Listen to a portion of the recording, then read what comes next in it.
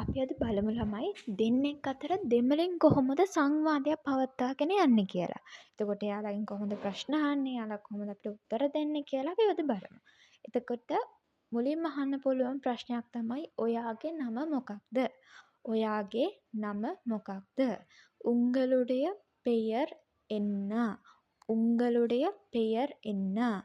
මගේ නම අමල්. එනදු பெயர் අමල්. එනදු பெயர் அமல். ඔයාගේ ගම කොහෙද?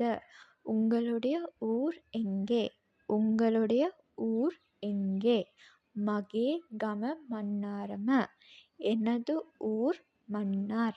එනදු ஊர் මන්නාர். ඔයාගේ වයස කීයද? ඔයාගේ වයස කීයද?